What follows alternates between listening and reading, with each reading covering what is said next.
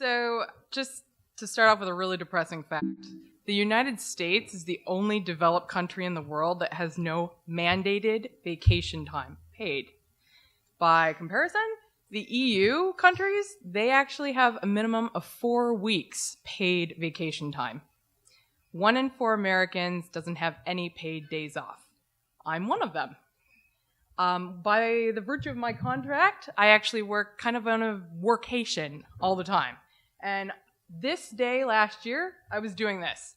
I was in the back of a KC-10 extender airplane refueling fighter jets over Cape Cod. That was actually for an assignment, if you can believe it.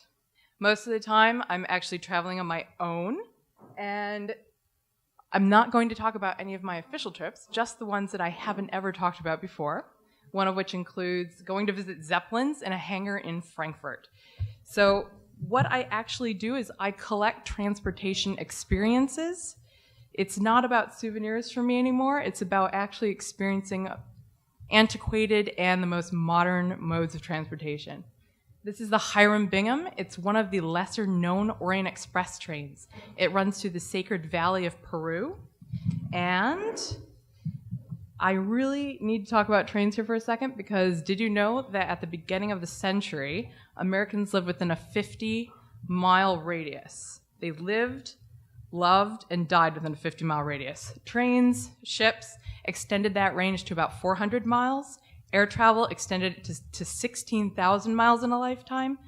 Last week, I did 100,000 miles for just this year. So I actually moved to New York 8 years ago because of JFK Airport. JFK has a huge range of nonstop flights available for pretty good prices. Today I booked a flight to Hong Kong for $600. But what started this entire thing, and what really branches off now, is my obsession with islands and transportation to islands. When I was in Italy studying abroad, I got on a ferry in Naples, and I ended up here, Stromboli, which is just a volcano. That's the picture I took at dawn when I first saw it. I was full of shivers, covered in goosebumps. I was like, what have I gotten myself into? I look for that feeling every day. This is Easter Island, and it's another volcano, of course. Well, it's several volcanoes. But the thing is, do you realize that that is only 2 flights from where you're standing right now? You could go to JFK, take the nonstop to Santiago, and then the nonstop out to Easter Island. So what's evolved from looking for modes of transportation to finding the rarest modes of transportation to visit rare islands is now a search for the rarefied experiences of sunsets on islands, scuba diving on islands, getting lost and stranded because the waves are too high to leave islands. So you might know about Koh Samui in Thailand. This is Koh Hee. When you go off the beaten path and you find the planes that are barely working to fly you places and the ferries that are kind of puttering along, you end up in places like this. It's essentially just a half-abandoned resort where there are no full moon parties to pollute the aquatic atmosphere. But I don't always have to go abroad. You don't always have to go even past the Mississippi River. This is Mackinac Island up in Michigan. Can you believe that water? It takes, from here, you'd have to fly to Detroit, then up to Pellston, Michigan, and then drive to a ferry, but you can also fly, which is my next goal. Anyway, so earlier this year, I started traveling with a couple friends. Usually I'm solo. And we started trying to find the little spots of urban exploration. And this is one. It's an abandoned U.S. Navy DC-10 that's out in the middle of nowhere in Iceland. And then this is the Isle of Man. This is something, when I get going and I find out just one little thing, I get really fixated, and one is the lack of speed limits on the Isle of Man. So I flew to London, and I took a train to Liverpool, and I took the ferry to the Isle of Man, and I rented a car, and I drove as fast as I wanted all around that island. A couple of months ago, I convinced a friend to fly all the way to Perth, Australia with me, and then to take the one flight to Christmas Island. And we were going to continue on to the Cocos, but there was a tropical cyclone, so there was no gas to continue on. So we ended up swimming in a grotto. Whatever. From there, I continued on to Rottnest Island, which is an island also off of Perth. This actually ended up being my most popular Instagram photo.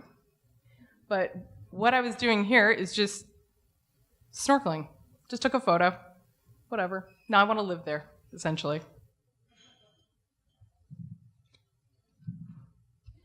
Now, what the ferries, the ships, the trains, I'm past all that. I'm still gathering it a little bit. But this is the front of a de Havilland Twin Otter airplane, a seaplane actually, as we landed on this tiny island off of British Columbia. I had asked to sit in the front seat. Now it's about finding these small places that you can only reach by air, including this is the furthest, this is the southernmost tip of Tasmania. Nobody's ever really seen it from the air because my friend owns the airline, and it's the only one that flies over it.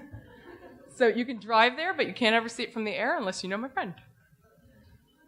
Now, just last week, I was here at Pelee Island. If you've been in the U.S. for a while, you probably know that the southernmost point of the U.S. is Key West. Most Canadians don't know where their southernmost point is. It's right here, Pelee Island, Lake Erie.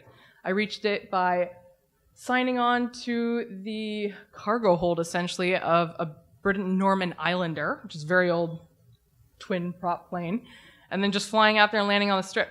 They don't even advertise on the internet or anything. Anyway, this is final. Also, when I was in Australia, my friend, he took me up in one of his planes, and we were just flying up the coast to Sydney, and he said, "You like boats, right?" And so we turned the plane, and we went out, and we went over that boat. And it was then that I realized that my map, which is just full of push pins of places that I've been, places that I've conquered essentially, has been wiped clean now that I realize I can fly to all of these airfields that I can't reach with commercial aviation. And so that's where the pilot in training comes in. So now it's about rediscovering the world, I suppose. Starting again. Today's my 30th birthday, so 30 more years of